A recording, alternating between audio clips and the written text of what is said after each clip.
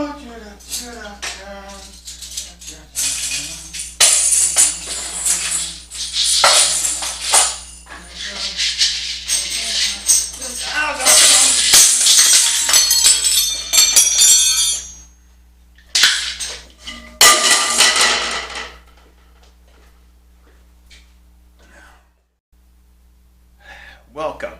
to Soloing Part 2. Okay. I'm going to put down what I wanted out of the show and how I got there. What kind of a show did I want to do? What kind of gear did I need?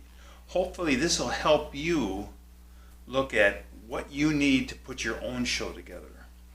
There's so many different ways, and at first I spent so much time trying to figure this thing out because different musicians do it all sorts of different ways. So let's get at it and see if we can help you. All right? Welcome.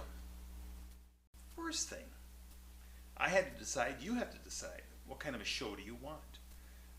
You can have just a simple one where you're up there just playing and singing your songs, whatever. Or you can have something more with participation, backing tracks to help you out, some back instruments and such.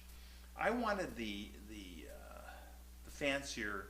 I wanted a show where I can interact with people. I just didn't want to be like a lounge singer sitting at a piano playing and not paying any attention. I wanted to participate with the audience. Most of the people I've seen out there, they love that. There's a lot of successful entertainers doing their solo acts out there and participating with the audience. A lot of my friends now are all doing solo acts. They were all in the bands with me, but they're all doing solo acts and they're participating with the audience. And that brings the audience back. So let's touch base on that. We'll touch base on the gear and how we do this and how long it's going to take to put this thing all together for you. All right. Okay, let's take a look at method one. Okay. Simplicity. We're talking maybe you singing with your instrument or whatever, and a drum machine and a looper. Let me show you what I have in the lines of what I use for a loop. And what a looper does is you can lay down tracks into a looping machine and overlay and overlay and overlay to build up your sound. And it just fills it all out for you, and like you have a whole orchestra. If you want a good example of that, Paul McCartney's first album as a solo artist, he just kept laying down the parts. He did them all. And he just layered them, and then when you played them back, it sounded like a full band there. Well, that's how a looper works for you. Let's go and I'll show you which one I've got.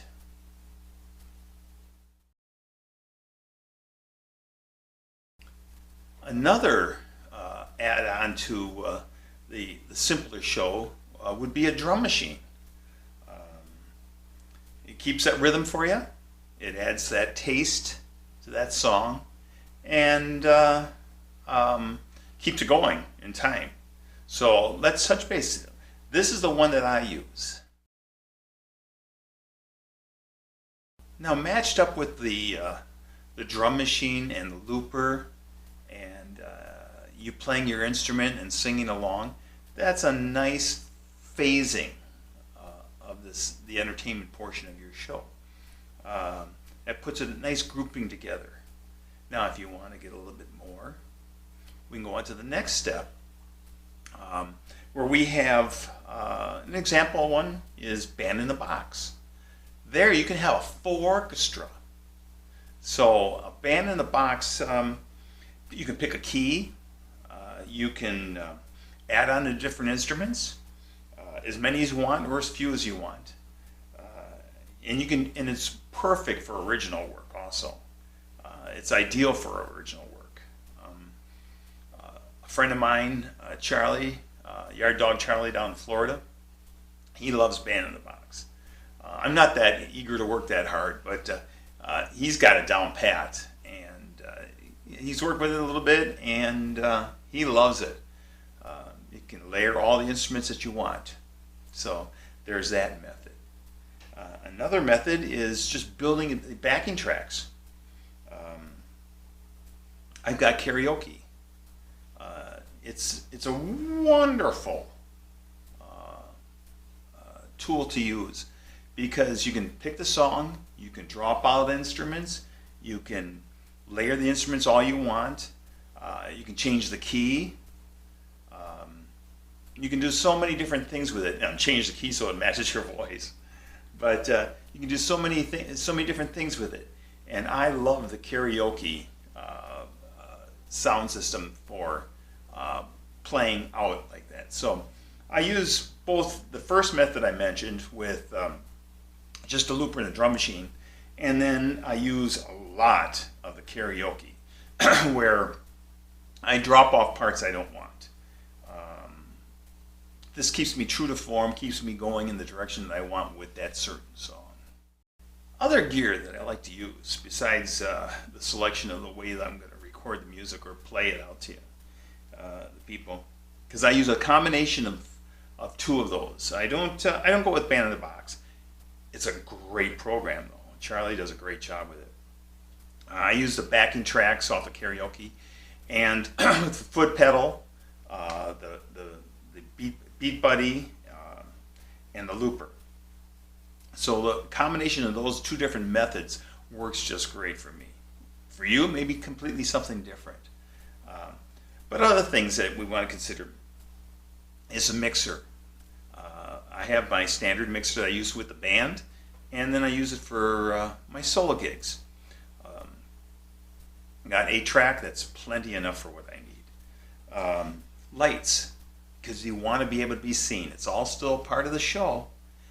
So I have lights, and for instance, I'll mention them in a couple seconds, which ones I use. So I'll show you a couple of the different things that I use out in the field out there. The wirelesses that I use, and tambourines, maracas, shakers, the rub board, all these little tools that come in handy playing out there. Adds to the show and gets people involved. Maracas, get somebody to play tambourine, get them to play the rub board. Not so much now with the COVID, but as we get out there again, because we will be out there again, you can get them back up on stage and interacting with you. These different things that I've suggested, like the foot pedals and the lights and such, I have connections down below so that you can see what I'm using, and you can click on that and it'll bring you to a page where you can even look at a whole bunch of different stuff that you might like instead. But I find them all very useful tools to building the show. I hope this helped you a bit because 4 years ago, just when I was putting the solo together, I had nowhere to go with this idea because different musicians do it all sorts of different ways. I enjoy this way. It feels simple. I can concentrate on the songs and not the gear and just roll with it. Okay. The next video, I want to talk about networking. Networking with other musicians and connecting with them. Networking with venues, different clubs, and making those connections. That's going to build your audience.